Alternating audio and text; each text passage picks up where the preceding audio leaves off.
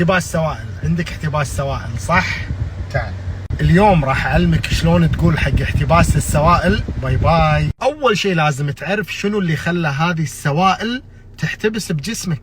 4 اسباب رئيسية على مستوى العالم هي اللي تسبب احتباس السوائل.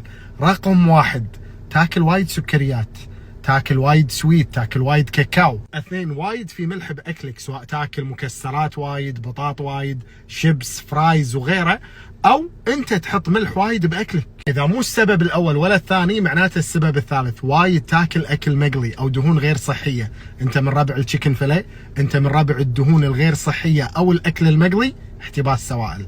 اذا مو السبب الاول ولا الثاني ولا الثالث ولا الرابع معناته انت تاكل وايد مطاعم، وتحديدا فاست فود. اول خطوه عشان تحل المشكله، شفت السبب اللي سوالك احتباس، قلل منه او اقطع. الخطوه الثانيه بعد ما تتخلص من المسبب لاحتباس السوائل، انك تسوي الامور اللي تطرد السوائل اللي اوريدي احتبست بجسمك.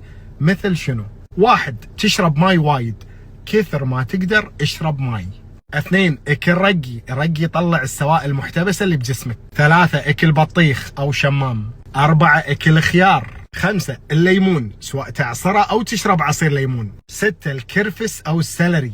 7، الاسباراغوس او الهليون. 8، هذا شيء كلكم تحبونه، تشربون قهوه صجيه، مو القهوه الخرابيط، قهوه عربيه امريكانو وغيرها. وتمارسون الرياضه بين كارديو وحديد وسباحه وغيرها، ولكن الرياضه جدا مهمه. المشي ايضا جدا مفيد. بكل الكلام اللي قلته تخيلوا شنو اهم شيء ابيك تعرفه. رقم 1، وخر عن مسببات احتباس السوائل.